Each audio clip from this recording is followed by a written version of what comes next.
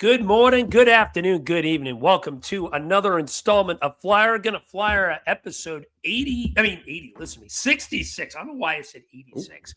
Well, maybe 86 is a good term for this because of a certain player we're going to be talking about. But episode 66, episode name's called End of Ersson. We're going to be talking about last week's games. Sam Ersson, is it time to finally pull the plug on him as a backup goalie? Igor Zamula finally got traded. We'll give our thoughts on that move. And not only that, we're going to be kind of doing a little mini recap of the first half of the season, transition to the second half, give our expectations of what we're predicting to potentially happen, and then we'll wrap it up with next week's games. Here, as always, is one of my two gracious co-hosts. You know him, you love him, Mr. Eric Martino. Eric, how you doing today, buddy? And how was your New Year's? Oh, not too bad. Busy, man. The holiday season, especially when you have like a big family, it's really fucking busy, man. Going place to place nonstop. It's like you're almost, by the time you go back to work, you're just more drained than when you left, right? So, but you know what? Can't complain, man. Got a couple of beauties of hats there, and I like that hat. Yeah, that thing's new, isn't it? Oh yeah. I got this one for Christmas. I got a couple other ones too. It's like, so yeah, no, can't complain, man. I give that hat a solid 9.5 out of 10. That's a beauty. That's a nice, solid beauty. Thank you. Yeah, me too. Did Santa get you anything good for Christmas? Besides the hat? Besides the hats, I got some funky 80s pants. Some pretty colorful pants. Super random. I do want to show you. A couple, little. Most of y'all know, obviously, I'm a Philadelphia Flyers diehard, but everything else, I'm Boston, especially football. Nicole got me this baby. I don't know if you know who Ty Law is. For the viewers out there that cannot see, I got a autographed picture of Ty Law. He was my favorite Patriots player and football player in general. Growing up as a kid, he was Peyton Manning's daddy, is the best way I can put it. Peyton Manning's biological father, no disrespect to Peyton Manning, he's a top 3 quarterback ever. But if you have a guy that can say he completely owned one of the best quarterbacks of all time, Ty Law, you are a Hall of Famer already, and there's a reason why he was my favorite player ever. So, lockdown corner, they literally had to make a rule change for how he dominated Peyton Manning. So, when I got that, my eyes beamed. I was like, babe, I love you. Thank you so much. This is awesome. I had to show that to the stream. I know our audio viewers can't see it, but I just wanted to throw that out there. But it's been 2 weeks. Flyers had 6 games. We talked about the emphasis of how big this road trip was. And you know what? I think they delivered. They went 4-2 over the last 6 games. They did have one home game thrown in there with Vancouver.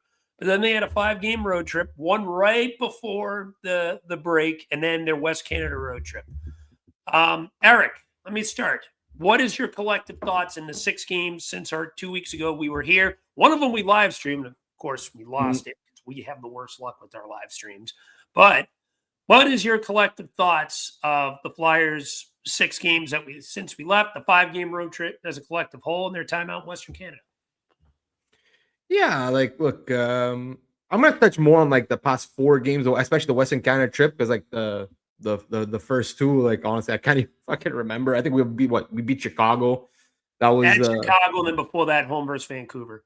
Yeah, exactly. Those are some pretty good games. Like Chicago, whatever, they were super decimated by the time we played them with no Bedard, no Nazar, and pretty much dominated that game more or less. Even the first Vancouver game, we played pretty well. I'm gonna focus more on the 4 games in Western Canada / Seattle. Look, we went. Let's say in those 4 games, we went 2-2. It wasn't. I don't think we had the best road trip. Again, surprise, for some whatever reason, we just don't do well on those road trips in general. Look, the Seattle game, it was. I thought I was actually looking at some numbers on Seattle. Seattle's just a very good defensive team. They've only allowed 62 goals, 5-on-5, which is I think tied for 3rd and best in the league or something like that. That's actually sensational when you think about it. Yeah, and it's and you saw it. We saw it when we were live streaming. The Flyers, as much as they got a lot of shots, it was all shots on the perimeter. They had Low quality. Yeah. Nothing of quality. They couldn't get into the middle. They couldn't get into the slot.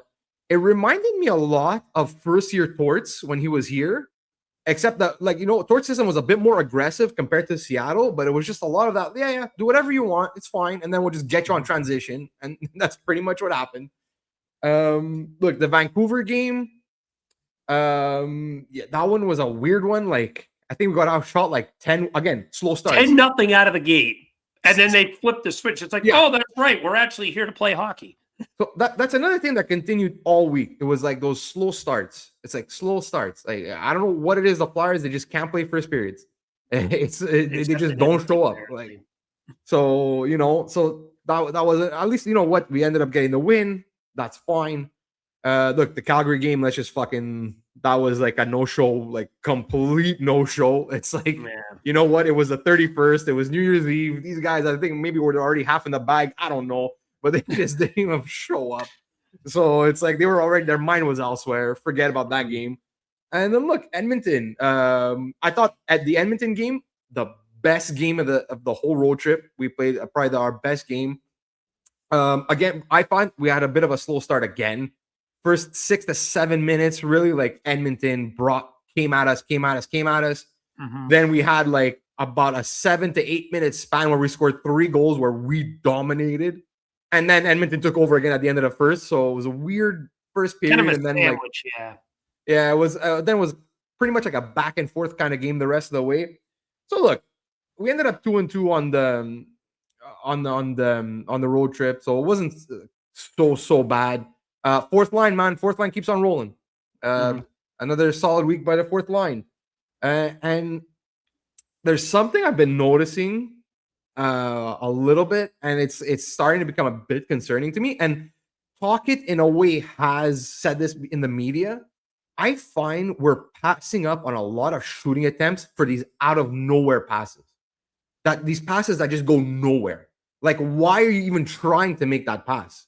Like, if you remember, like in the Edmonton game, like the Connor McDavid, when he went on a breakaway, Sanheim cross-ice pass blasts into the zone, just throws it. Like, where are you where? Konechny did another one earlier in that game that Vladar bailed him out of. That was absolutely awful. He did that right by the neutral zone that got picked off, and Vladar had to bail him out too. So I agree 100%.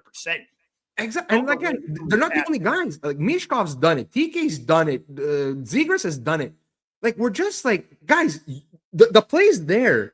The play is there. Why are you forcing something that's not there? You're throwing it into traffic. Like, why? It's either going to be a turnover or it's going to go nowhere. Mm-hmm. So it's like, that's one thing that's like a little bit concerning to me. And the power play, you know what the power play was in the last 4 games on this road trip? 3 for 30. Well, I know they're 3 for 32 in their last whatever games. Oh, they were 0 for 8 in these last 4 games. 0 for 8 in the road trip. So I'll get into that too. Not great. Not great. Not at all. So my perspective on this, I'm happy the team went 4-2. You started off with that game in Vancouver.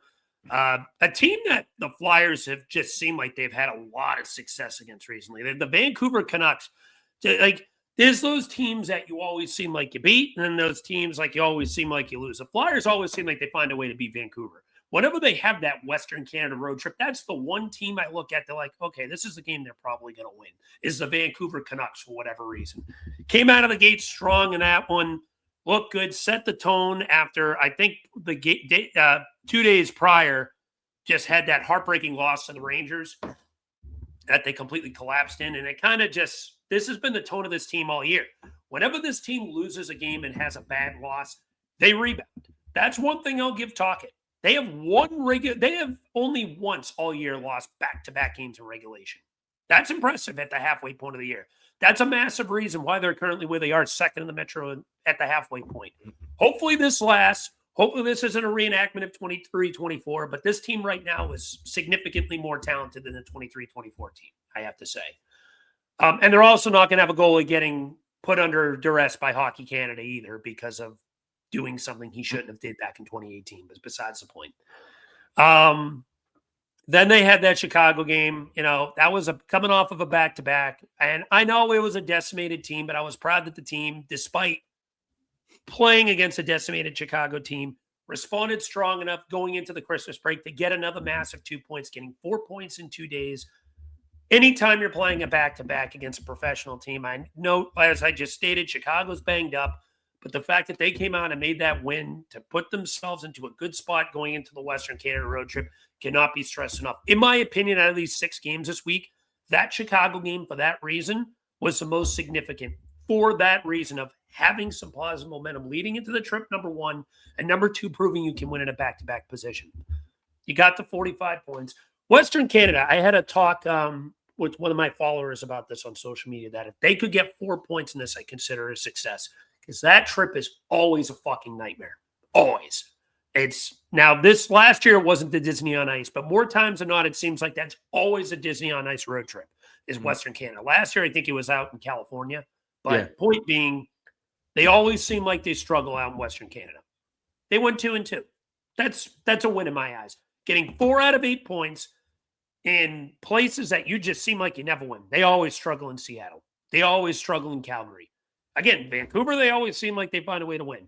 But Edmonton, they always seem like they lose. Yeah, I remember JJ reading something the other day. Since Edmonton opened their new building going into the game, the Flyers are 2-5-1 in Edmonton. Not good. Now, the Western Canada road trip is a collective whole. The Seattle game felt like a very passive game. Me and you did the live stream, obviously, of that.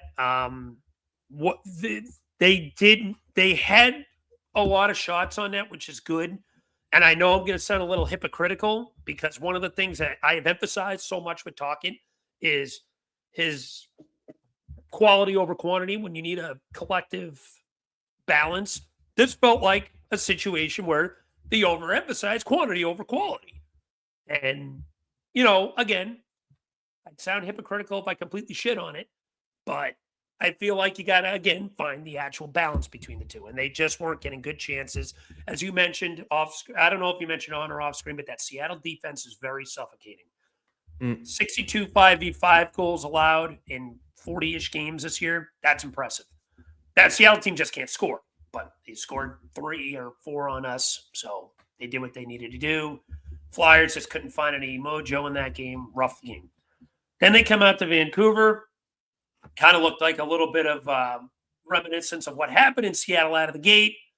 Vancouver jumped out to 1-0 lead, outshot us 10-0. And then they get that goal off the rush by Noah Cates. It was a goal that probably should have been saved off of a nice feed by Michkov, but Cates beat Demko in a pretty savable shot to tie the game. And it's kind of like that moment on, the Flyers woke up. They needed a bounce to go their way. They needed this game to get something to go their way, to find their legs and get them going, and they did.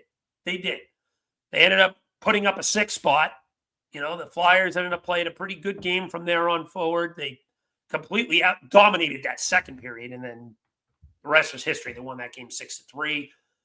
Vancouver got it to 3-2, but then, again, some beauty work from Michkov and Brink. FYI, I just want to throw out there, you ever notice how much Michkov and Brink seem like they get along on the bench? I think Andre's been replaced as Michkov's favorite new friend because Bobby Brink and Michkov just seem like they're inseparable. They always fuck around with each other on the bench in like a ball-busting way. But anyway, maybe, you know what? That might give me a reason I want to see if we can keep Bobby Brink. Partially kidding. But anyway, Flyers win that game. Then Calgary. Everyone sucked that game.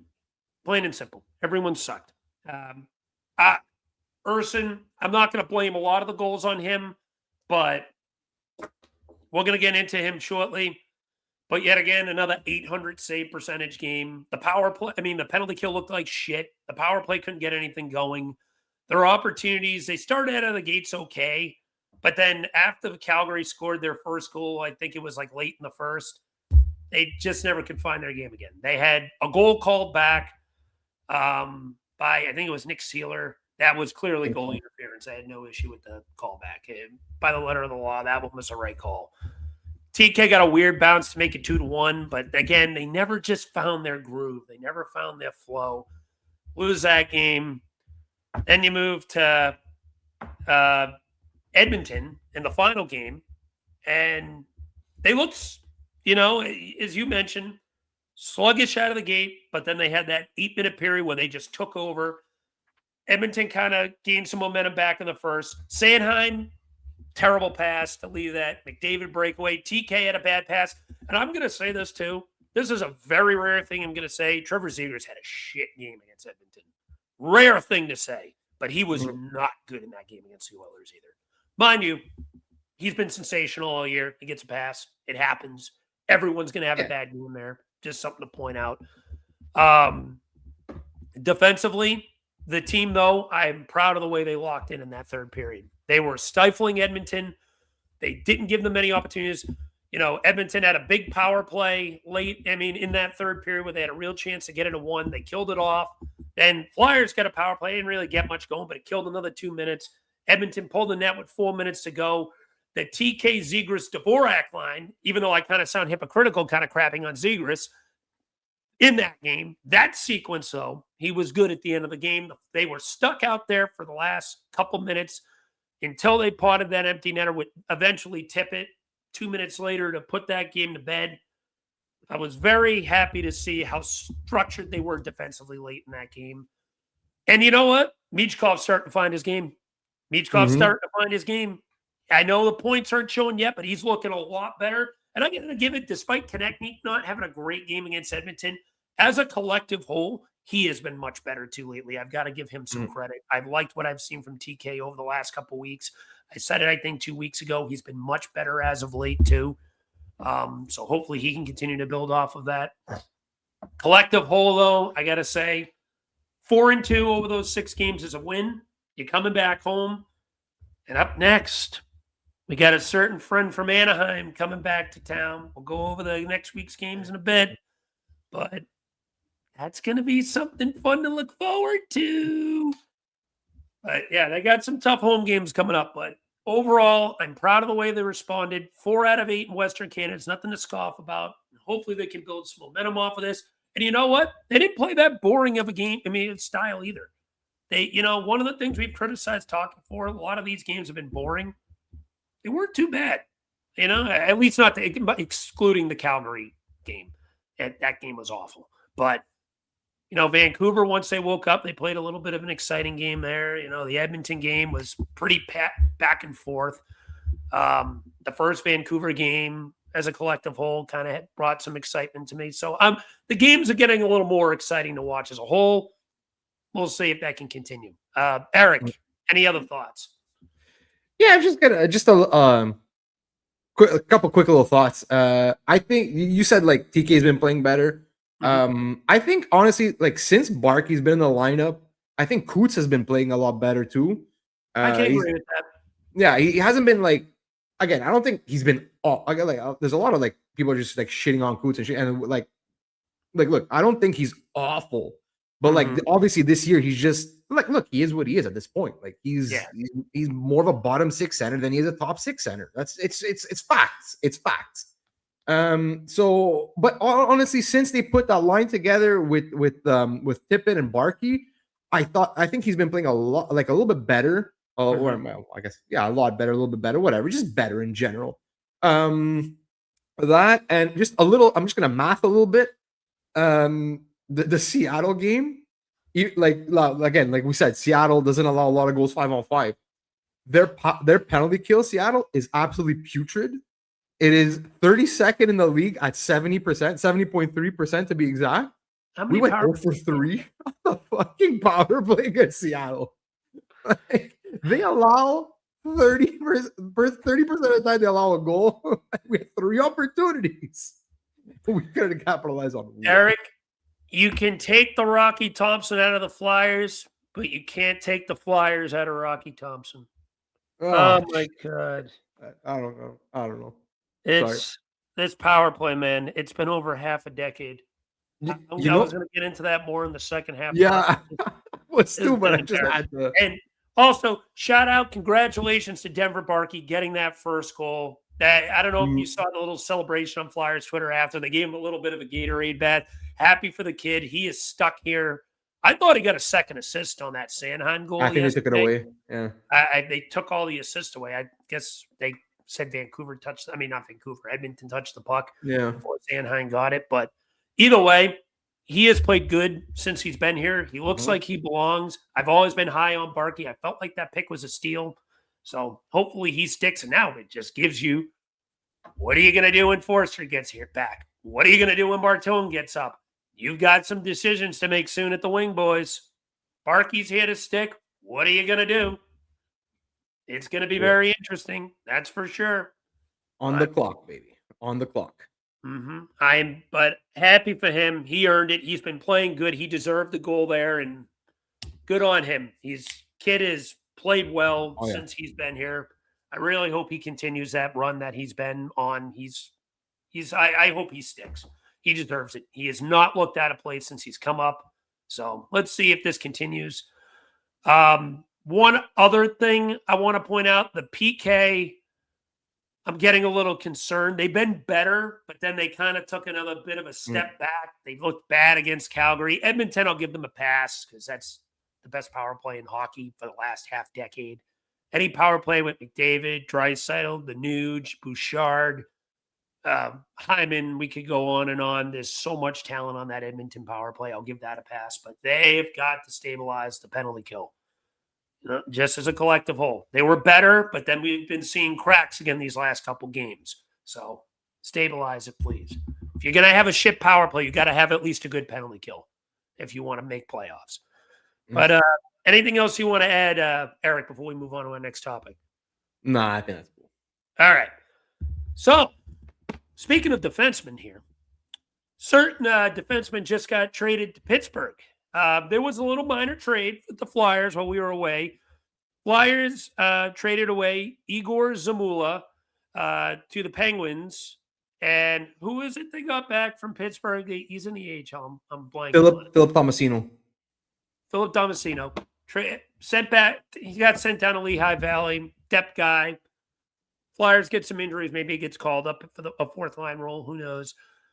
And then Zamula fails to report to the Penguins friggin' AHL team. The gift that keeps on giving. Eric, what is your thought about this whole situation as a whole? I find it humorous, but I want to hear what you have to say. Oh, no, it's amazing. I love it. I just love it. None of those. Guy at heart. Actually, you know what? Little anecdote, okay? Before I talk about it, the day before this trade, I was at it's a restaurant here in Montreal. It's called La Belle Province. It's like it's not necessarily a deli, but anyway, it's like burgers, hot dogs, whatever. So I'm there with my kids, and there's a TV in front of me playing like a replay of a Canadiens game, and there's a TV behind me. And my daughter's like, she's sitting in front of me. She's like, "Oh, look, Daddy, like Team Canada's playing on TV because it was a World Juniors." So I turn around. I'm like, I don't think there was a game today. I turn around and it's a I look, the first name I see on the screen, like I see the player like with the back turn was Tomasino. So I'm like, oh, that's Tomasino. I'm like, this can't be like now. And my daughter's like, oh, who's Tomasino? I'm like, oh, he plays for Pittsburgh. So it was a replay. They were just replaying like an old 2021 Team Canada game, World Juniors. And next day, Flyers trade for Philip Tomasino for Igor Zamula. I'm like, what the fuck is happening? But no, it was kind of funny. And then I see like, anyway, Zamula, he was done here. Like he got passed by Ty Merchants, and like nothing against Ty Merchants. He came up, he played really well. But like young guy just out of fucking college, and you're getting passed by this kid, you know? And it's like Noah Jolson basically passed him on the depth chart. So like, look, he didn't have a spot on this team anymore. It was clear and obvious. Like he didn't have it. His processing was too slow. He didn't have the best foot speed. You know, and like he seemed to be every time you look at his numbers and like, oh, he had a pretty decent stretch there. It was basically his partner that was carrying. It's pretty much what it was. So look, Danny Briere made another one of these like minor trades that like I think could potentially pay off for the Flyers. Like, look, Tomasino's a young kid, man. He's well, not young. I don't want to say a young kid. He's not that young, but like he's 24 years old, former first round pick, 24th overall. You know, and we seem to be hitting home runs with these kind of trades. You know, look at the Ryan Ellis trade. Carl Exactly. Dutchman comes in and scores 7 goals. Exactly. So you know what? Like, look, he actually had a bit of decent success with Pittsburgh when he initially got traded there. Like he had 23 points in 50 games. So the guy has a bit of offense to him. If they can maybe like develop him a little bit in Lehigh Valley and like, like maybe get his game, because even his underlying numbers before this year, before like this, because he played 9 games with Pittsburgh and his numbers weren't great, like all his underlying numbers. But before that, like last year with Pittsburgh and even with Nashville before that, his underlying numbers weren't terrible. Like they were actually pretty decent. It's just that like he just wasn't finding his scoring touch. But like if we could do with him what we did with Paling, where we just find this former low first round pick and we could turn him into like a good like scoring 4C, like that's a win. That is a win. So we'll see what happens. I'm actually pretty high on this trade just because, like, look, we got something that we could possibly turn into something for, like, honestly, nothing. Like, I'm sorry, like, we got a former first round pick for an undrafted free agent. So look, I'm high on the trade. Like, I'm not expecting, like I said, I'm not expecting him to be like God knows what, but like if we could turn him into like a good fourth line center to put with like Gunstrom and Grabenkin and make it like a more offensive fourth line, like that's it's a plus. It's a pure win. And I forget who it was. It wasn't one of the Flyers commentators. It was somebody else. Like I think I was watching one of the games on like a Canadian broadcast, and they were saying exactly what I've been saying for the longest time. Now in today's NHL, it's not the same like it used to be. Before it was like, oh, your first 2 lines are scoring lines, your third line is more of a grinding line, your fourth line is like is an energy line or something like that. You now need 3 lines that can score, and you need your fourth line to contribute. That you absolutely need that. It's a scoring league right now. This is where the game is going. It's not what it used to be 10, 15 years ago. So, and look now. Our fourth line is scoring when it's helping, it's helping us in these games. Like if we can get 1 goal every 2 to 3 games from the fourth line, that helps. Like they scored 3 goals in the past 4 games. They had a goal in 3 of the 4 games on this road trip. It helps. So honestly, I love the trade, and if it works out, even better. So, A. It is a plus getting this guy's this guy's contract off the books for a bag of peanuts. Never mind for a former first round pick who has a 32-point season under his belt already. I look at Thomas. I look at Philip Tomasino's stats. They're not terrible. He's got in 5 seasons he's played 218 games, 34 goals, 61 assists, 95 points. That's not awful. No. That's probably high-end 4C numbers. This is one of the things the Flyers have been talking about that they'd be looking for is another center to potentially move. And you know what? Low-key, even though they don't play the same position, I think this spells the end of Garnet Hathaway's time here. I really do.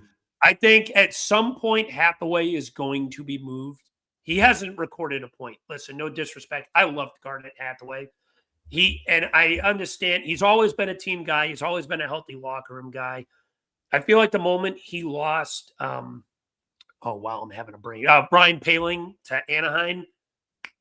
He has not been the same guy because him and Paling were like the dynamic duo on that fourth line. The moment he went, it didn't work with him anymore. Not saying it was all Paling, but a lot of it has to do with Hathaway's regression. He's getting up there in age anyway. He hasn't recorded a point this year. Flat and simple.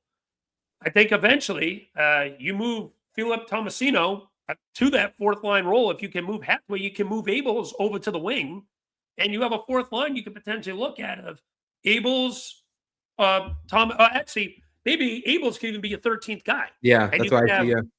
Grunstrom, Tomasino, and Grabenkin. Yeah. And FYI, I noticed Grabenkin got a healthy scratch again the other day. So he still isn't 100% a lock into this lineup despite giving some push to that fourth line. So something of note. But listen, he's put up production on that fourth line in the past. At this year, Tomasino, he's played 9 games, got 1 assist. He hasn't really done much. No. But last year with the Penguins, 50 games, 11 goals, 12 assists, 23 points. That's almost a 40-point pace. That's probably like mid-30s. That's a low-end third liner, high-end fourth liner role. So I do think there's a potential role for this guy here. If you can move the Hathaway contract to a team that is looking for a fourth liner, maybe give him a fresh start. Could help Hathaway too to give him a bit of a bolster. It was cool to see Hathaway drop the gloves yesterday, but at the same time, it also gave Edmonton a little bit of momentum when they didn't really need it. So I get he's trying to do whatever he can, but at the same time, it's like the end of Hathaway's tenure in Philly, I think, is coming. And ladies and gentlemen, we have also just been joined by the legend, Rick, if you could bring him in here. Hold on.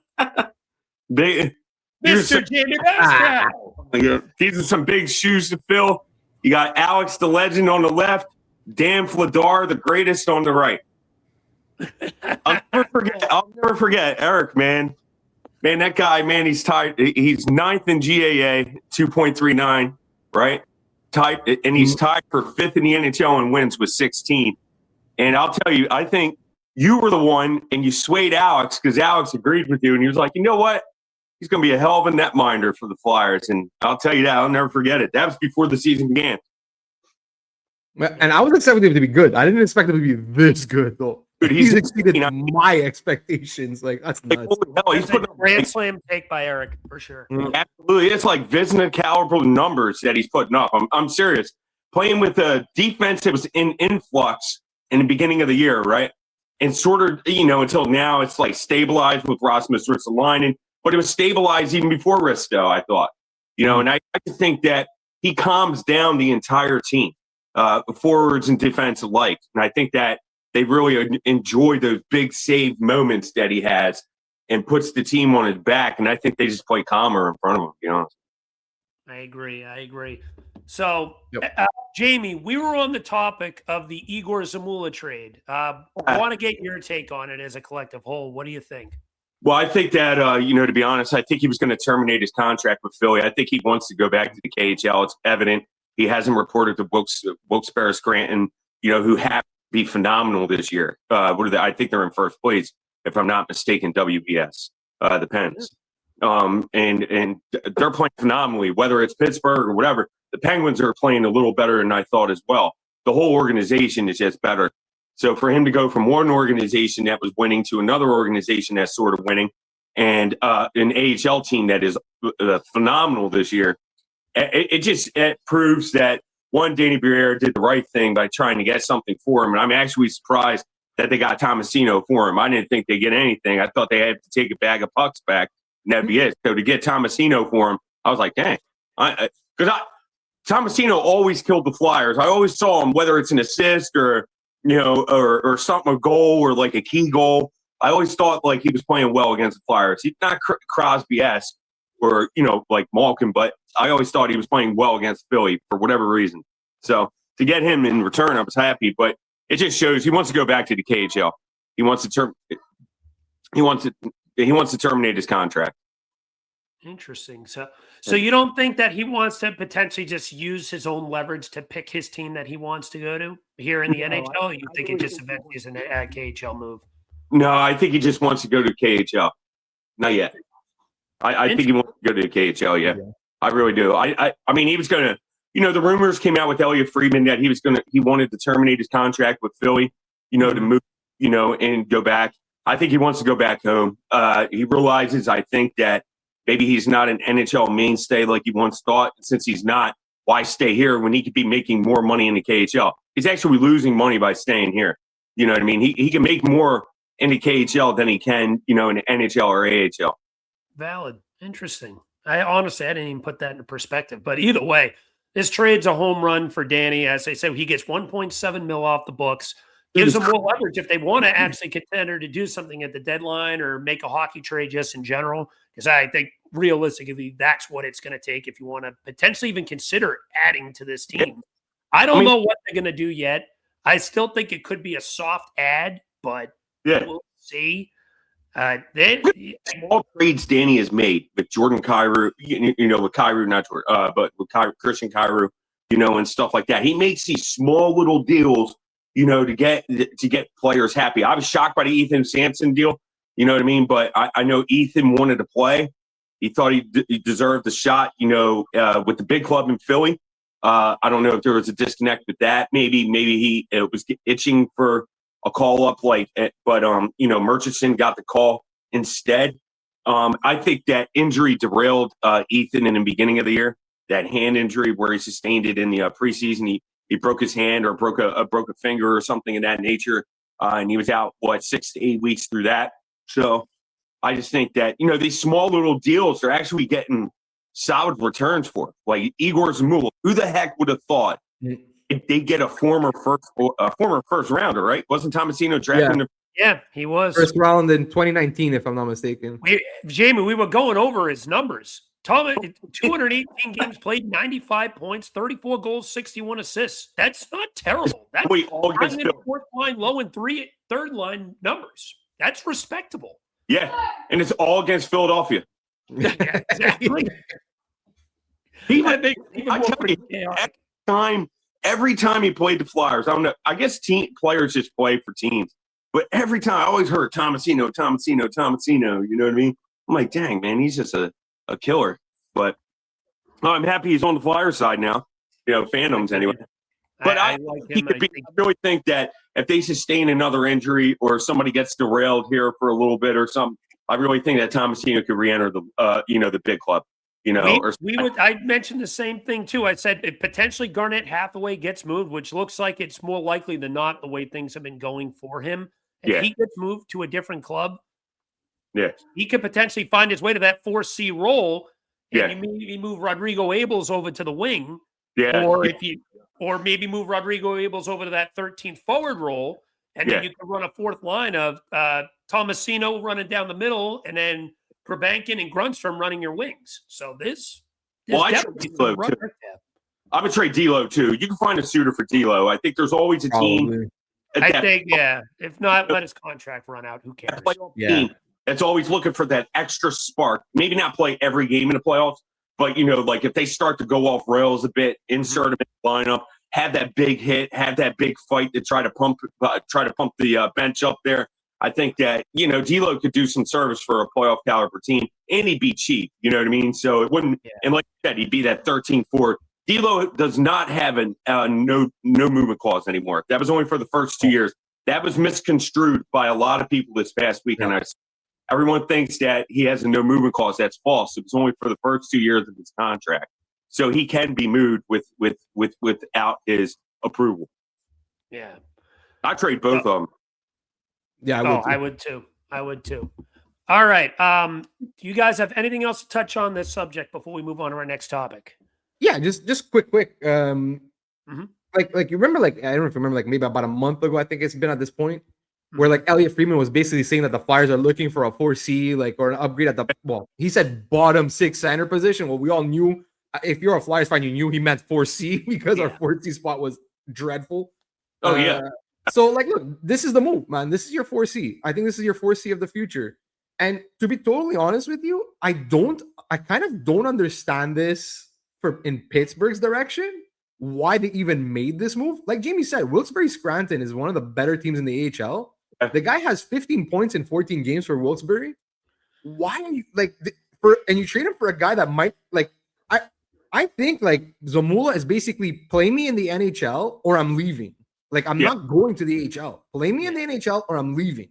Yeah. So it's why then make this move? If you're Pittsburgh, why make this move? I don't know. It's a little confusing. Misread it. I don't know. Weird. I think they misread the situation. I think they had to have. And you know what? That's Dubas, baby. Thank you. I still am confused about the trade they just made a couple weeks ago, too. So, Kyle Dubas, man, the gift that keeps on giving. I didn't like that move they made to get a Chinakov over from Columbus. I think they gave up way too much. Yeah, I get what you're saying, but at the same time, maybe if it would have only been a second, maybe a second, a fourth, or a fifth, I would have been probably better with that. But again, this is a guy I actually want the Flyers to take a flyer on. No pun intended there, but they gave up a second, a third, and Danton Heinen. Yeah. That's a big. Well, Danton Heinen was I mean, Heinen's whatever, but it's still a body. It's a fourth line Yeah. guy, a second round pick and a third round pick for a team that's supposedly collecting assets. Mind you, Pittsburgh still got He's a bunch of young. them. But they But he give scored, up Lewis's pick. St. Just- Louis is going to be a top 40 pick probably. Yeah, they're But he playing scored though. Shinnikov scored in his first game. I think it was his first or second game. I don't remember. Yeah. Goal. the St. Louis is playing better than I thought. That team just keeps knocking, some tough teams off somehow. Braden Shen lights lamp in overtime the other night, other day, I should say. What was it, Friday or Thursday or something? Man, I'm just that team's playing a lot better than I thought. They're more competitive than I thought in the beginning of the year. I didn't give St. Louis the time of day, and now you know what? St. Louis is still ranked right now, by the way. So they're fifth or sixth to last in the West, but overall league wide they're 27th right now. Yeah. The league is the West has been so bad from the bottom end. Yeah. The West is very top heavy. It's top heavy, and the rest 100%. is like, yeah. Agreed. That's why I think the Jets could still find a way. They're going to get their. I think everything after the Olympic break is going to be very interesting to see, because that's usually when the Flyers collapse. Towards the tail end of the year. Let's see if they, they're going to have some big names playing. And possibly Dan Vladar, even. So, we got to, it's going to be interesting to see how Tocchet, makes his way, through, the Olympic break there after. That's going to be the interesting tall tale, though. Gotcha. All right. With that being said, let's move on to our next topic. Backup goalie, Sam Ersson. Gentlemen, I think it's time we have a real serious topic. He has been here for a few years. And, when Ersson first came here, he was not a bad goalie. Like, he kind of fit into a decent position here. He was getting limited starts, but, he was respectable, 12 games, had an .899 save percentage. That's about what you expect from a backup. Yeah, darn right. Each year, it has gotten progressively worse and worse and worse and worse. $8.99 to $8.90 to $8.83, and this year he's posting an astonishing .868 save percentage. We've talked about it before with Ersson. He needs to be better. Things need to change soon. Yeah. Boys, is it finally time to pull the plug on Samuel Ersson, or do we have hope for him still? Jamey, let me start with you. Man, you took my article away for tomorrow, because I'm ready to pull the plug on him. It's just I'm ready to give Alexei Kolosov. He's playing well down there. He seems to have embraced, his role down in the AHL as opposed to like Pat, last year. And I think like they added some, familiarity for Alexei. I think they understand Alexei. I think that's one reason why Ian LaPerriere was moved on from the Flyers organization. Maybe him and Alexei necessarily didn't get along. And, the Flyers organization was like, listen, okay, how many other players are there? Are there 1, 2, or 3 other players that aren't getting along, with Lappy or the way he's handling things? I'm not saying that was the problem, but maybe that was, maybe there was a disconnect with some of the younger players like Kolosov or whatever, and he just seemed rattled. And maybe that's why Torts had to keep him up for, a long extended period of time, much longer probably than Danny Briere would have liked, I'm not creating controversy or trying to. I'm just saying, that weighs on my mind. Like, did he? Was that a problem? And I honestly think that it's time to move on. I just seem every time he plays, he has that one good game, and I'm like, oh, okay, that's the Ersson. And then the next game, not so much. He just seems he's not confident in net. He just appears to be rattled. If you're rattled, then to me, like I say, with Vladar, he looks very calm, cool demeanor, in the net. Ersson, not so much. So, yeah, I think it's time to pull the plug. And I think you're going to have to rely on your backup netminder post-Olympic break. Can the Flyers really rely on Sam Ersson? I don't know. I have to agree with this. I've tried to defend this guy. I get he was young. He still is relatively young. He's only 26. But at some point, you need to show some level of progression. And it's only getting worse and worse for him. I used to hear all the time on social media, and I'm not hearing it as much anymore. Oh, the defense didn't play well in front of him. Oh, yeah, how many of those goals are really his fault?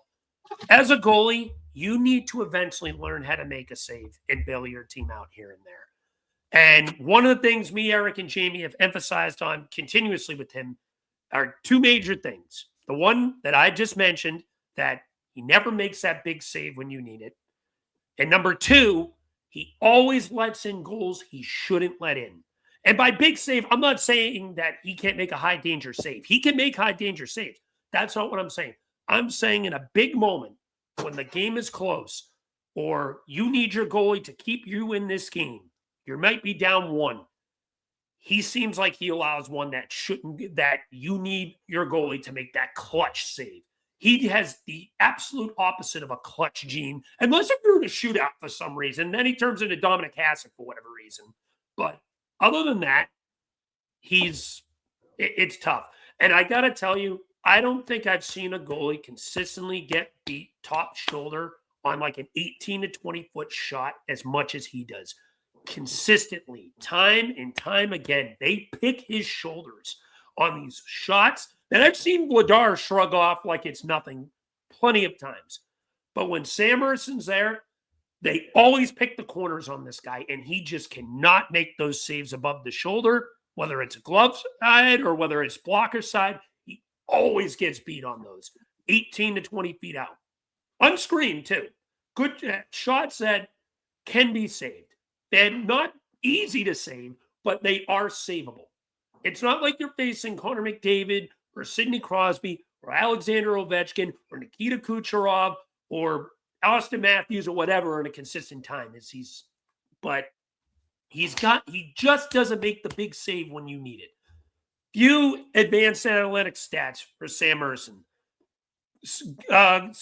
Goals save above expected. He is 17th to last in the league right now. Overall ranking, I think he ranks at 69th out of 85 qualifying goalies. It's actually better than I thought it was going to be. Goals save above expected. He is, I think, 60th, I want to say. Something around that mark.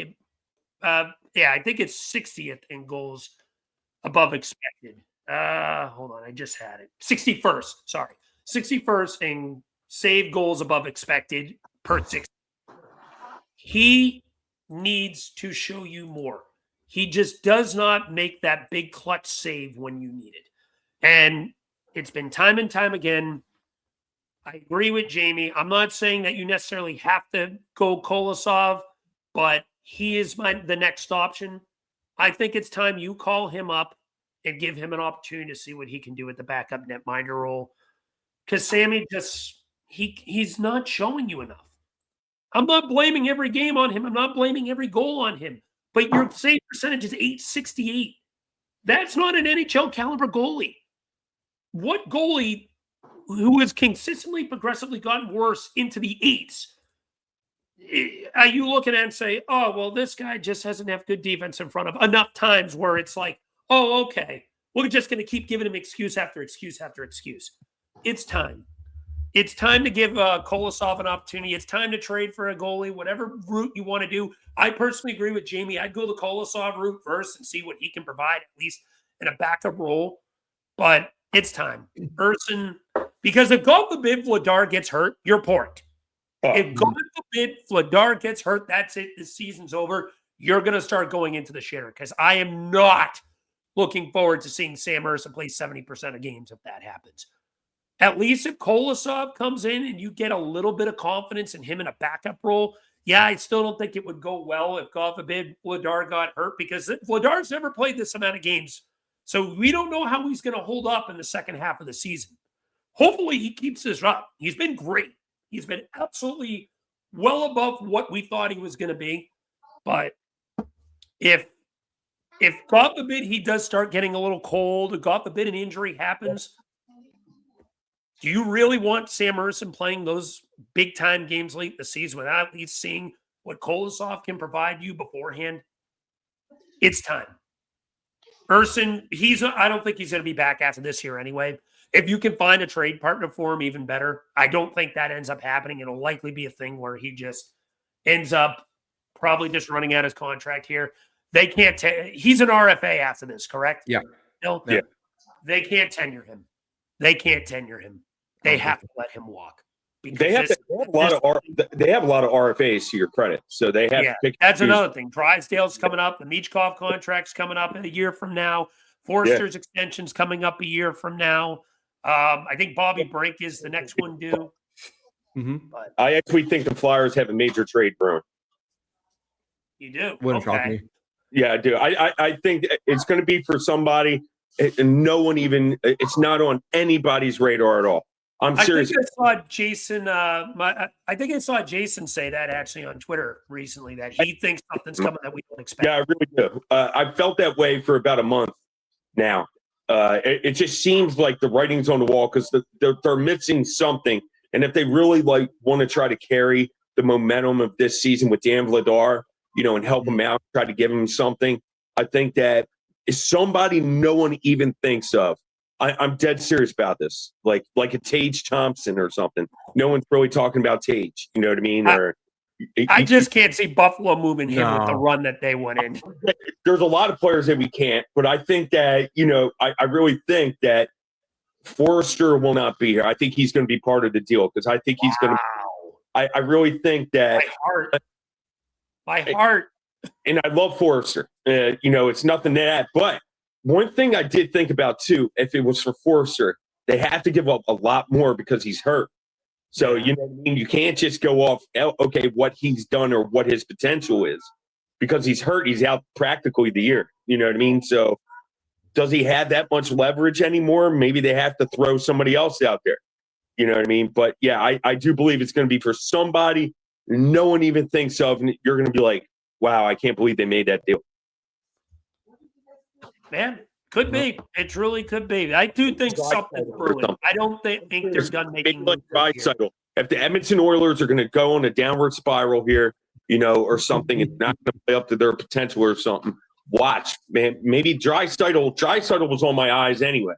He was always. I always thought that the offseason was always set for Leon Draisaitl, and then when he re-upped, then it was like, okay, watch. I don't know.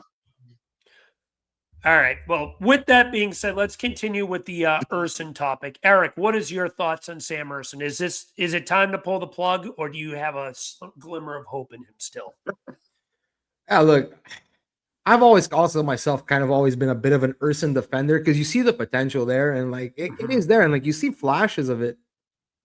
And a lot of times on Twitter or even on pods or whatever, you keep on hearing, oh, but he's playing better than his numbers. He's playing better than his numbers. And then you also hear oh, but he can't play that many games. Oh, but he can't play that. He needs to play more if he's not playing enough. And it's okay, at a certain point now, I think it's gotten to the point you look with his frame of work and everything, and it's just you know what? We have to stop making excuses for this guy. We have to stop making excuses. It's what? He's played four full seasons or something like that. He's never had a save percentage over 900. Never. 899 was his best. I think we played 12 games that season or something like that. This season, like you said, this season he's at an 868 and a 3.09 goals against average. The year before that, 880, last year, 883, 3.14. Yeah. The year before that, 890, 2.82. They're getting progressively worse. Yeah. And same thing with his goal saved above expected. Past 3 years they have not been in the positives. So it's And like you said, he's always letting in at least one softie per game. Yeah. And especially this year, if you look the way the Flyers play this year with their first periods, with the slow starts, that's where you see the difference between a Vladar and an Ersson. The first 5 to 6, 7 minutes of the first period where the Flyers just, for whatever reason, Santa Claus didn't bring them their fucking alarm clock this year, so they don't wake up on time. But you see Vladar keeping them in every game. He's making these saves. When it's Ersson in that, he lets in that. He just doesn't make that save you need to keep momentum, to keep momentum on your side, or even just to keep you in the game. So, and look, again, I feel bad shitting on the guy, but look, his last 5 games, okay, the last 5 starts, save percentage against Calgary, 0.808. Against Chicago, now Chicago was a good game, 0.952. But again, you're playing Chicago. You're without Bedard, without Frank Nazar, or whoever else was injured on that team. So you're catching a weak Chicago. Okay, fine. Then they almost won. The game before that, the Rangers, 0.852. The game before that, Buffalo, 0.852. The game before that, Carolina, 0.857. Goals saved above expected, again, going down minus 1.68, plus 148 against Chicago again. But then, again, minus 0.16, minus 1.27, minus 0.57, minus. It's like, we need you to make a save. I understand you're the backup. Right now, like, he's clearly the backup. It's not even a 1A, 1B anymore. For me, he's a backup. So, and again, these are bad backup numbers also. Now, if I want to defend him a little bit, like these last 5 games, a couple of them were back-to-backs. One of them was the third game in 4 nights. So, okay, you don't have the most energetic team in front of you, the healthiest team in front of you, the most alert team in front of you. That's fine. But at a certain point, as a goalie, you have to steal a game. When the team is not playing in front of you, you have to steal a game eventually. Like, steal me one game. You can't just beat these shit teams and, you know, the teams you're expected to beat. Beat a team you're not expected to beat. Give us a chance. Give us a win that we're not expected to get. So, like, look, what's the solution with Ersson? I don't think they're going to call up Kolosov now. I think they're going to give Ersson at least another month.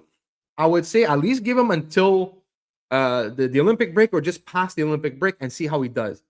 If this continues, then I wouldn't be surprised if Kolosov gets the call up like around like late February, early March. Now, personally, like, I don't know, is Danny willing to trade assets to bring in a backup goalie just temporarily? I don't know. I guess it depends what the cost would be, you know, and like who's even available. Like no one's trading goalies. Like Edmonton had to trade had to overpay for Tristan Jarry. Like, so, and he's hurt now. Exactly, and he's hurt now. So it's like, are you going to give up some, like, I don't want to say premium assets, but are you going to give up at least some decent assets to get a backup goalie? I don't know if that's what the Flyers want to do right now. So I personally, I think they got to write out Ersson for at least another month or so. And then if he really starts like showing really it's not him, he doesn't have it, then you know what? Call up Kolosov, see what he's got, give him a game or two and try it out, you know? Or maybe by the trade deadline, somebody becomes available, a goalie you didn't expect, a backup goalie becomes available because some kid's playing really well. Who knows, you know? Like, you got 3 goalies in Carolina right now. Well, now one's injured, like Kochekov got hurt. But like, I don't think they want to run 3 goalies. So, you know, somebody might become available. But look, right now, I'm sorry. Like, as much as I tried to defend Ersson in the past, and I'm like, oh, give him a chance. Like, this year, where he's really like, look, dude, you're the backup goalie. We're not gonna play that often. We're not gonna like, and he's just not. He's not putting up the numbers. He's just not. Well said. And that was the argument we gave Ersson, because he was put into a situation that he wasn't prepared for, number one, and he wasn't expected to be in, number two, when Carter Hart ended up getting shipped off to onto the exempt list because of the 2018 Canada junior team issue. Now here we are. He's finally getting the opportunity to be in the position that he was prior to this. And he's gotten even worse. You know, he's played 15 games this year. Do you know how many games he's gotten this 900 save percentage? I think it's like maybe 2. 4. Oh, he's gotten 4. Better than I thought. He's gotten 3 games where he's had under an 800 save percentage, though. And he's had only 4 games. So he had a 923 on the 28th against Pittsburgh, where they won in a shootout. Played good that game. That was, in my opinion, probably his best game of the year. Then he had a game against the Islanders where he did still allow 3 goals, another win in a shootout, had a 903 save percentage. Yeah. Decent game. Game against Buffalo, he had a 931 save percentage. They won 5-2 in that one. And then the game against Chicago, whose team is barely borderline professional right now with Nazar and Bedard out, where he put up a 952, his best statistical game of the year. Every other game, he's been in the 800s or worse. He's had 3 games in the 700s where he got absolutely waxed. Yeah. He had a game against Winnipeg where he put up a 714. He had a game against St. Louis that he, FYI, somehow won, where he put up a 706. And they won that game, mind you. That wasn't a shootout. Right? Wasn't that? And then he had a game against Ottawa where they lost in overtime, where he faced a whopping 14 shots all game. They lost in overtime, and he let 3 of them go in. Now, I'm not going to give him 100% blame for this because the whole thing with Carter Hart probably fucked with his development. They threw him into a barn burner that he wasn't ready for. So who knows how different of a goalie he could have been if he got slowly marinated in the right way. He was forced to be a starter when he clearly was not ready to be a starter. But if he played backup numbers or even 1B numbers during those times and played maybe 30 to 32, 34 games, who knows?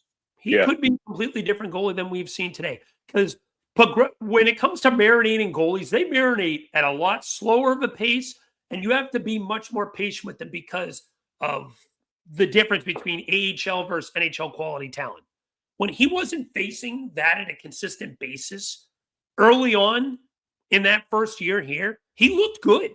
He looked respectable, and he had some spurts where he looked good.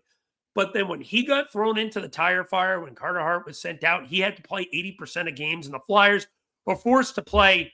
Oh, what the fuck was the guy's name they got from LA in the trade? Cal Peterson, who somehow even was worse than Curran Ersson as your backup goalie. Oh, my God. They were forced to play him, and Ersson had to play 80% of games. Then you go to the next season, he has an 890, which isn't good, but isn't horrible, mind you, I'd say, when he was forced to play 51 games at the age of 24. And you started seeing cracks. You started seeing issues where when he has bad games, they're bad games. And he just got progressively worse, being forced to be thrown into a situation he was not ready for. So I'm not going to give him 100% of the blame, but now at least that he has that backup role, you expect him to be a little bit better, and he just got worse. So I feel like maybe his NHL career isn't 100% over, but it should be here. And Eric, you might be right. They might be forced to play him a couple more weeks bare minimum, but I think this needs to happen sooner rather than later. I wouldn't even give him till February, March. Just like none of the Swedish team is giving him the time of day. You know what I mean? Yeah. In the Swedish team, I think that's the weakest part of their team are the goaltenders, except for Markstrom, you know what I mean, or something of that nature. But they don't even give him the time of day to where he was always a shoo-in to make that team. And he's just regressed. I mean, you both put it correct. He's regressed, just hasn't taken over a role. And, and I'm going to be honest, like that Olympic break coming back scares me because that's when you're going to really need your backup netminder. Because if Vladar does play in the Olympics, he's going to be tired and everything else, And Lord knows, there's like 20-some games post-Olympic break, 25 games still yet to be played. That could be the Flyer season right there is how they play post-Olympic break.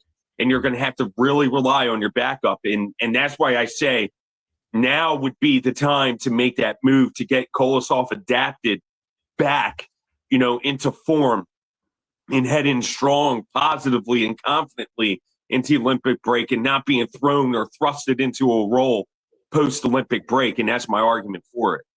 Let him regain his confidence at the NHL level again. Yeah, he may have a bad game. He may have 2 bad games, but at least he's trying to develop his confidence. And then that one game, he just lights it up and his confidence is back. That's what I would do. If I'm talking, they cannot trust their backup. They just look rattled and don't play the same that they do for Vladar. I'm not saying that they don't play as hard for Ersson. I just think that Ersson, he just makes that big save and lets in. It's like a Steve Mason from like the other side of the ice. There's a goal. You know what I mean? And I think that rattles the team. I will not stand for Steve Mason slander on this podcast. That was my guy. I defended him truth and nail. I'm sorry. I will not stand for Steve Mason slander. Stone Cold Steve Mason was wrongfully disrespected while he was here. That was my guy. He did not deserve the shit he got because he let in one awful goal against Washington in 2016 that ruined his career. That was my guy. I love Stone Cold Steve Mason. I will always defend that man. He did not deserve the crap he got. He plays better than Ersson. Give you That that. ain't saying I'll much, mix but I right now. agree. All right. Oh, Does man. anyone else have any final thoughts on Ersson before we move on to the second half talk? No, just quick, like just want to touch because what you were saying there with like Ersson and his stunted development, and you know what, like yeah, I think that was a major factor for him, and like at the end of the day, like with hindsight, like yeah, maybe they should, you know what, as even though he fucking sucked, but maybe the route was to play Cal Peterson, you know, like and limit Ersson's games, but like Torts would have never done that. Like obviously he didn't, so clearly, you know, but like development wise, you know what? And especially that time, the Flyers, it's not like I guess they were like quote unquote trying to compete, but at the end of the day, we're you know, let's get serious here. Like they were never gonna even if they made the playoffs, we're gonna get probably like slaughtered in the first round. How bad those teams were. So like, and that's why like it brings me again to like Kolosov. Like even though I think he would probably be a decent backup now, I think in the organization's mind, you see what's happening with Ersson right now, and you saw what happened with Kolosov, especially like last year, that he clearly wasn't ready for the NHL. Now he played like 2 games this year, and he looked like half decent, like he looked better. So it's like, would they just be better off? You know what? Let's just either ride Ersson for the rest of the season. We know he's struggling, but like you know, he's not gonna. We probably won't re-sign him. Yeah. Or like I said, like maybe like the assets, it wouldn't be worth the trade for a goalie, but like I'm sure Briere is on the phones. I'm sure he's making calls. If he isn't, like I'm sorry, that's malpractice, but like I'm sure he's picking up the phone and being like, hey, you know, like what do you think on this goalie, or what do you think on that goalie, or like, you know, so like we'll see. And that's why like I don't think Kolosov will get the call, especially now. Like I said, maybe March, but like maybe they will explore a trade rather than bring up Kolosov, because they maybe want to give Kolosov 1 full year with the Phantoms, go on a run. And you know, and like, look, the Phantoms are like I didn't look at the signs lately, but I know they're like a pretty decent team this year. Like I think they're in a playoff spot if I'm not mistaken. So it's like, do you want to like I know Bjornsson's really he's playing well also, but like, do you want to break up that chemistry in Lehigh Valley when we maybe like you could go pick up maybe if someone puts a goalie on waivers like now between now and like the trade deadline or whatever, or so yeah, I don't know. I that's why I think most likely what's going to happen is I would not be shocked if they just ride Ersson for the rest of the year. FYI, to answer your question on the Phantoms, they are currently 10-7-4-11, aka 17-15. They have 10 wins, 7 overtime wins, 7 overtime losses, and 11 losses. So they're 4th in their division right now. They would currently make the playoffs out of 8 teams. So, yeah, they're in a decent spot. So, honestly, that is a valid argument you make there. Wouldn't be a bad idea to just let him marinate, maybe even consider playing a backup. Yeah. For sure, you're not bringing Carson Bjornsson up. No. He needs 2 more years. I don't want to see him here until 27, 28. He should be the Phantom starter next year. Yeah. And then we'll talk about what things go from there. But at this point, I agree. I mean, that is a valid point.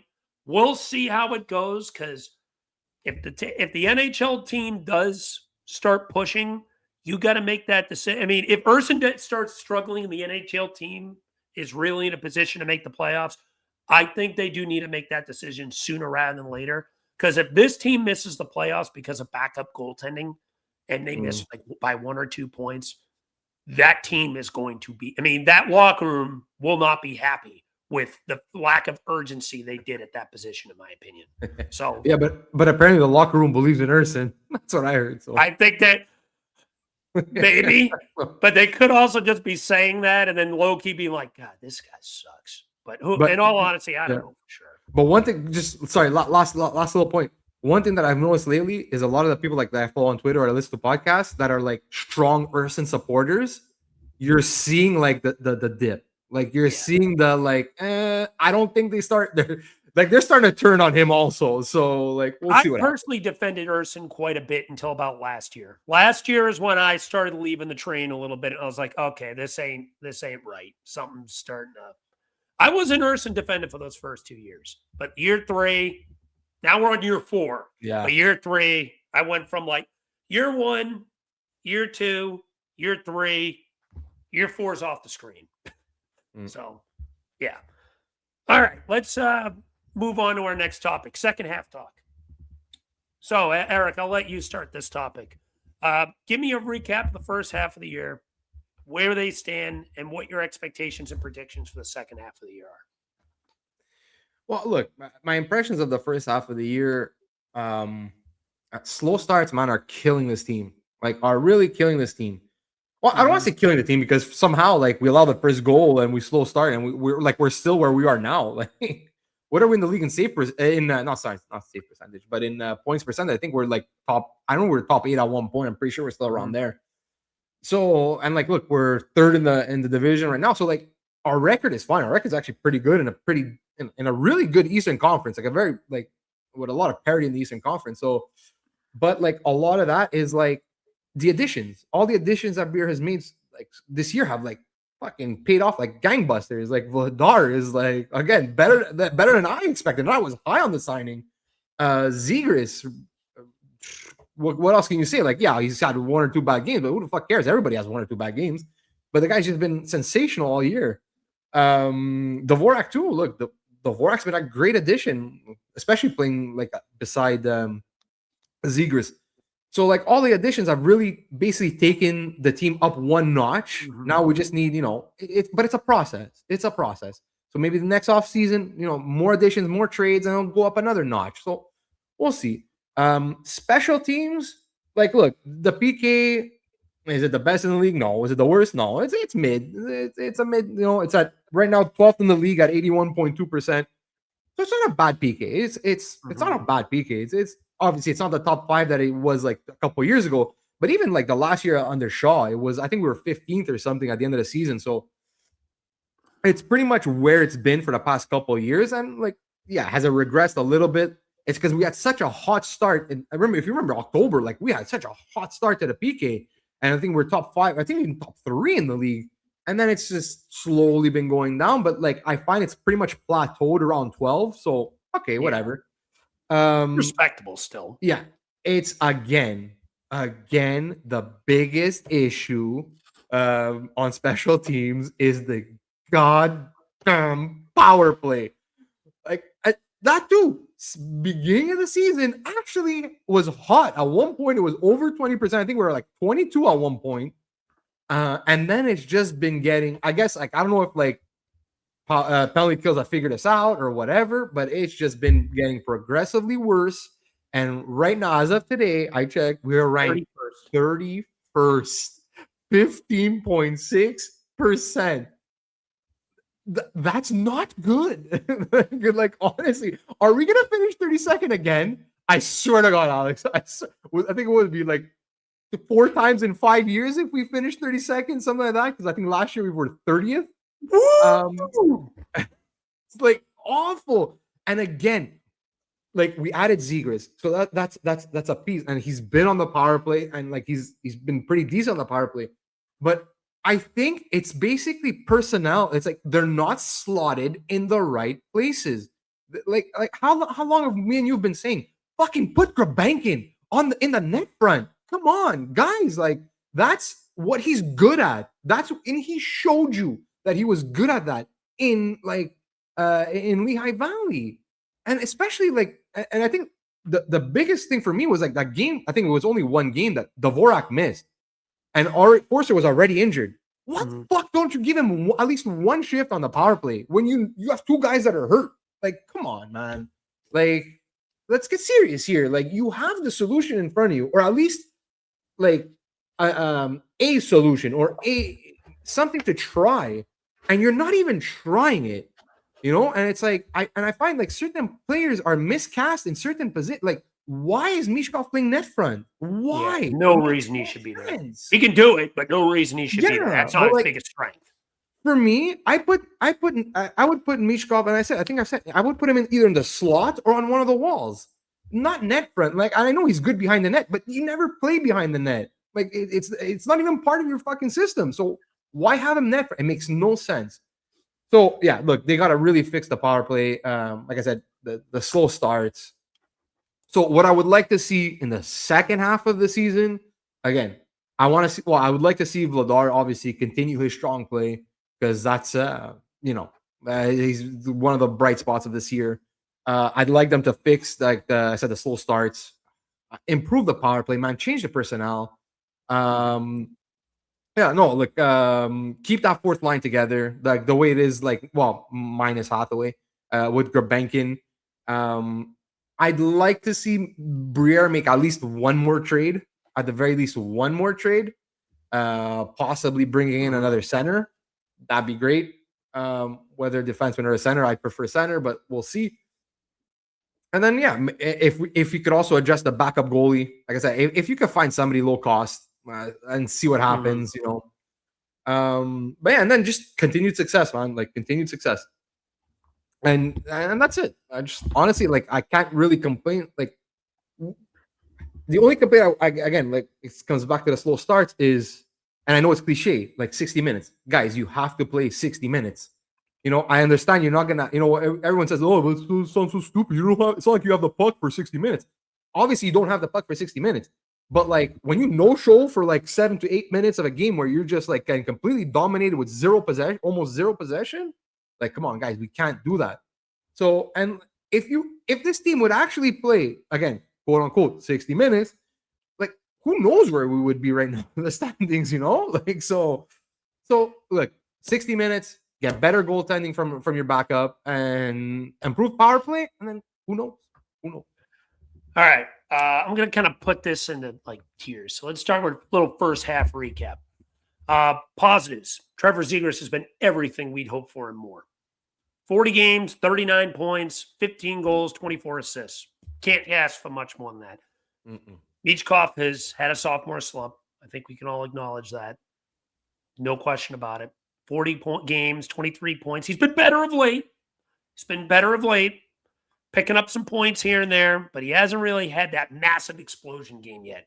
He hasn't had it. He's only had a couple multi-point games. He hasn't had a 3-point game yet. So hopefully where it feels like it's coming, I feel like he is going to be better in the second half of the season than he was in the first. I don't think he'll hit his point total from last year, but I do think he eclipses over 50. He'll probably get in the low to mid 50s if I had to guess, but I think he will be better. Vladar has been everything we've asked for and more. Absolute grand slant and take by you at the beginning, calling for him, and I'm giving him the thumbs up. He's been much better than advertised. As we went over, Ersson is Ersson. First half, though, as a collective whole, I'm at least where they are in the standings, I'm very happy. 21-12-7. If you told me that for 40 games, I would have been more than elated. Now, mind you, there's been some hair-pulling moments. There's been some stuff with Rick Tocchet that obviously me and you have both emphasized of how dull their games have been. But they've been better of late. As a collective whole in the last month, I'd say the games have been more exciting. He still makes some shit that drives me crazy. But I kind of accepted this is what we're going to get for the year. And we'll see from there. Power play, man. I'll piggyback off of what you, absolute embarrassment. Again, it's very similar to last year. Started good for the first handful of games, and they've slowly gone down the slope. My thing this year with the power play is the issues are different from last year. Last year, the biggest thing this team couldn't do is enter the zone and get set up. This year, I feel like they're doing better at that. They can get into the zone. They can get set up. My issue is, a little bit to piggyback off you, they don't have guys in the right spots, number one. Number two, they will not put Zegras and H.G.F together for whatever fucking reason on the power play. Those are your two most talented players. And there's a few other glaring holes. They won't put Grabenkin net front, but this one needs to be emphasized because I don't think it's been talked about enough. This team has not discovered who their power play quarterback is. Yep. They cannot find the guy who can consistently keep this power play going afloat and be a threat from the point. They've tried Ristolainen. They've tried Sanheim. They've tried Andre. They've tried York. None of them feel like they can take that by the balls. I feel like Jamey Drysdale has the best hope of that because he is starting showing flashes of it. And that's another guy I want to give him the plus side of things. He's on pace for about a 40-point season. He's looked like a legitimate lockdown second-pairing defenseman. Probably more of a number 3 than a number 4. I think he's been, honestly, I'm going to make a bold take here. I think he's been better than Cam York this year. I really do. Jamey Drysdale's season has been better than Cam York's. And York has been better than he was last year. Don't get me wrong. He's been better than he was last season. But Jamey Drysdale, I am so impressed with the step he has taken forward. I think he deserves Defenseman of the Year for this team. I truly do. Don't get me wrong. Sanheim is their best overall defenseman. But the continued progression of Jamey Drysdale, he does not get enough love for where he is at.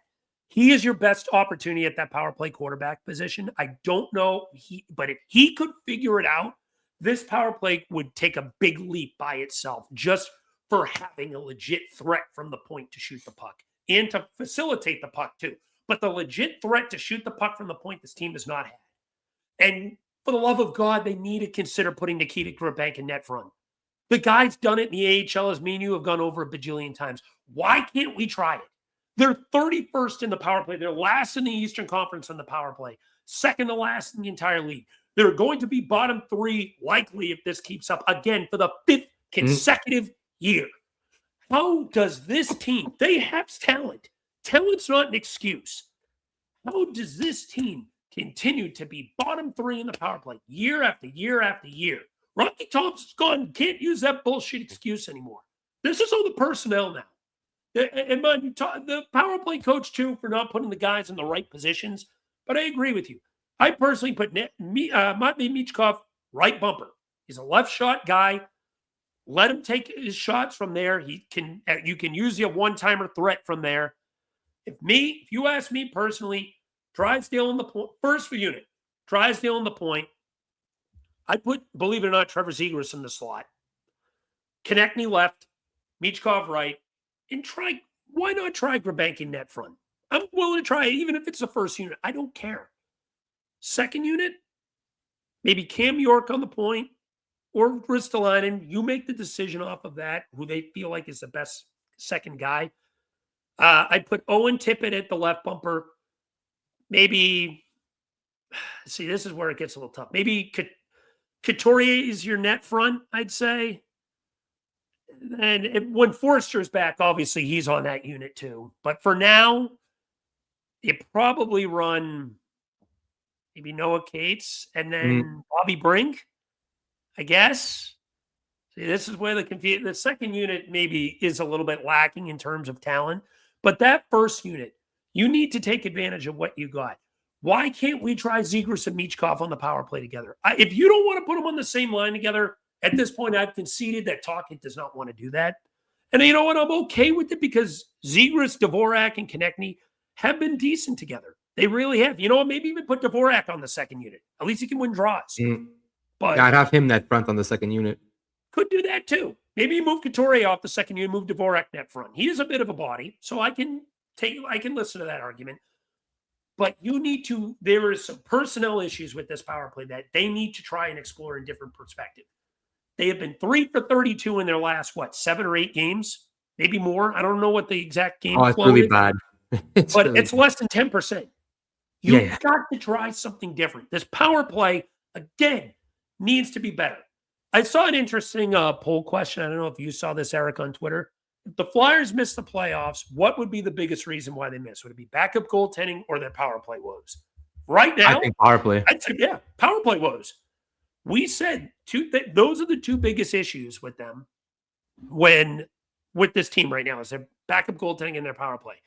But you can at least hide the backup goaltending for 75% of games. You can't hide the power play. You can't do that. And this team has shown they can at least score a bit more over the last month, which is good. But anyway, back on point, my biggest issues for the first half is power play and backup goaltending. But as a collective whole, I am happy with the first half. But those 2 things need to be addressed. Second half predictions.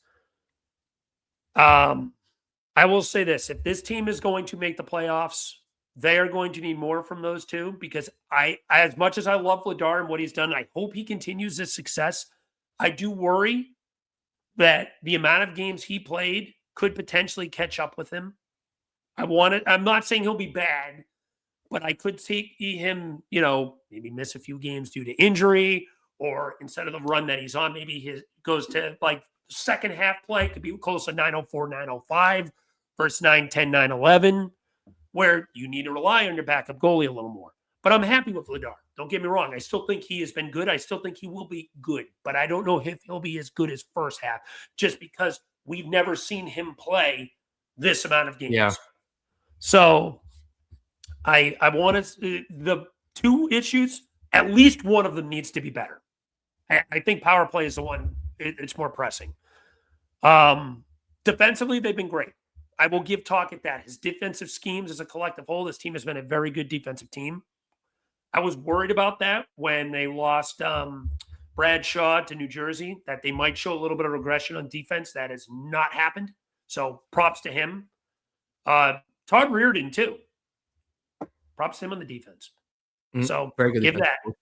But the PK has been better than last year. Not as good as 2 years ago. It's not that this power kill thing that we were all climbing about from 2 years ago. But they're better. I think they're roughly a top 10 unit. They're 12th right now, but they're very close to re-entering the top 10. I think they will probably end as a top 10 PK this year. We'll see how high in the top 10, but just a little prediction there. The power play needs to push close to 20th, at least close to that. If you're in 31st in the power play, I'm going to say this. I do not think they make the playoffs. That has to improve to some degree. Where do I think they end? I think they make playoffs. I do think. I think for the first time in 6 years, we will see playoff hockey in Philadelphia. I do not think they'll end top 3. I have them as the first wild card. I think they get in as the first wild card. They have to battle for it. And this is going to go right down to the wire, but I think they'll eke in and have a first-round date with the Carolina Hurricanes in the first round of the playoffs. That's not a good matchup. Not a great matchup. But that is my prediction right now. They will play the Carolina Hurricanes in the first round of the playoffs. Don't think they'll do great. They might push into 6, but that's a team that has given them issues, so I hope that's not the team. I'd rather play the Isles or Washington or maybe even someone in the Atlantic. That is probably the worst matchup they could get is Carolina, to be honest with you, out of every team they can face. You know, they've had this success this year against the Isles. They haven't played Washington yet. They've had success against Montreal if they move into the first spot somehow. They've had some success against some of the other Atlantic teams. But I think they're going to be the first wild card. That's my prediction for them. Eric, anything else you want to add before we move on to next week's games? Yeah, just a couple little things. Again, like I know I'm harping on the power play, but like, come on, man. Like we gotta. Like, you know, I don't know if it's the right word is expression, but whatever. You know, they say if you want to be a good team or if you want to be a playoff team, your special teams basically have to add up to 100. Okay, like so your power play, your power play percentage plus your PK percentage have to lead up to 100. Right now they're at 96.8. Okay, so and because your PK is 12th in the league, which is top half, it really shows it's your PK that's dragging you down, man. They have to fix this. Like I said, like, and Andre, like, look, he has gotten some power play time, but I think out of all the defensemen that have had chance, he's had the least amount. So, like, I want to give him, you know what, give him a bit more of a runway and see, you know, make him just try him as the quarterback on your first unit. Just again, guys, could it get worse? It actually could get worse. You could end up 32nd, but you know what? There's a better chance. You know, like you know, you could go way more up than you could go down. So, like, come on, man. Like, personnel wise, give it a chance, man. Change it up. Clearly, what you're doing is not working, so change it up. And also, just quickly, also Mishkov, yes, he has been playing a lot better of late, like a lot better, honestly. He only has 1 goal in his last 16 games. And it was an empty netter. Yeah, and so a little bit concerning, but he's putting up the assists. Like he has 9 assists in that same span. So 10 points in 16 games, not terrible. And I'll give it to him. He's been taking less penalties the last few games. Yeah, like he has 6 penalty minutes in the last 10 games. So, and remember at one point, like better odds ago, it is better. He had like over a penalty per game. It was insane. So he's cleaned it up a bit. Like he took like a really boneheaded stick penalty. That's high stick was bad. I agree. Yeah, that was like, come on, dude. Like, why are you even reaching at that point? Like, he burned you. Just hustle back. But anyway, so like, yeah, just little last minute things to say. Valid. All right. With that being said, let's move on to next week's games. Flyers, I believe they have 3 this week. So they got Tuesday, the 6th against the Ducks. Cutter comes back to town. We had some fun last time that happened. Thursday, the 8th against the Leafs. And then Saturday, the 10th against the Lightning. So 3 games this week, all at home. We're finally back home after 9 out of 10 on the road. Flyers have caught up on their road games. They're about half and half now. So with that being said, Eric, let's hear it. 3 games, 3 opponents that they kind of had some rough times with. 2 out of 3 at least. Maybe not the Ducks as much, but Tampa and Toronto have always been thorns in their side. So, Eric, let's hear the prediction for the week. Yeah, I think we beat Anaheim. Like no questions asked. Look, Anaheim's really struggling of late. They're 2-6-2 in their last 10, so they've been on a bit of a downward spiral after like such a hot start. And they're 9-2 away on the road. So yeah, I think that's a win right there. Toronto's been playing a little bit better of late, but I feel like they've just been allowing a lot of goals though. So, and the way we shut it down, I think we could play Toronto pretty tight and pretty well. And so I think we win against Toronto. Tampa's been hot. So I think we actually lose to Tampa. So 2 in 1 week. Wouldn't be a bad week. All right, let me do mine. Ducks. It's be a high-scoring game, I think. I agree. The Ducks are starting to fall off a bit. They've won 2 out of their last 10. That's not good. You know what's crazy about the Pacific Division right now? So the Ducks are at 45 points. Edmonton leads that division at 46 right now. The first place team in the Pacific, if they were in the East, wouldn't even be in the playoffs right now. That's fucking pathetic. There are 3 good teams in that conference. Yeah. Colorado, Dallas, and Minnesota. That's it. That's pathetic. You know, that conference right there is proof they need to go back to the 1-8. Dallas and Minnesota are ranked 2 and 3 in the entire league, and they're playing each other round 1. Yeah, one is out. One is out in the first round. Edmonton is first in the Pacific. They're 15th in the league right now. Vegas, who is 17 and 22, is second in that division. There needs to be some reform. And I know I've been a broken record with my whole 3-2-1-0 narrative. The PWHL and the AHL both do it. Why can't the NHL? At least we'll fix this bullshit. But anyway, let's go over next week's games. Anaheim, 5-4 win in overtime. That's going to be one of the funner games this year. I do think Cutter is going to score a goal just to piss me off. But I think the Flyers get the last laugh. And I'm going to make a bold prediction. Michkov breaks out of his goal-scoring slump. I predicted it yesterday. I'm doubling down today. He gets a goal against Anaheim. He got one last year against them when they came to town. He's going to do it again. Thursday against Toronto. This is a team that gives the Flyers more headaches in the entire NHL than anyone else. They just cannot beat the Toronto Maple Leafs for whatever reason. I'm predicting loss, unfortunately, for that. Toronto just has their number. Can't explain why. They just do. They lose to Toronto. Tampa, that's probably the second team that gives them the most headaches. However, I think they're going to split with Tampa, and they win the first one. I'm going to go with you 2 in 1 week, which means they will lose the one next Monday. Say that when the time happens, but I do think they win the first one. So, with that being said, Eric, do you have anything else to add before we wrap things up for this episode? No, it just should be a fun week of Flyers hockey, and that you know what? I just hope everyone had a great holiday season, and Santa brought you exactly what you wanted. So, hey, go Flyers. Go Flyers, agreed. All right, with that being said, that is going to wrap things up for this week's episode of Flyer Gonna Flyer, episode 66, quote-unquote, End of Ersson. As always, if you like this content, like, comment, and subscribe. We are getting closer each and every week to our goal of 500 subs to become monetized. We just recently released our 500th video on the channel.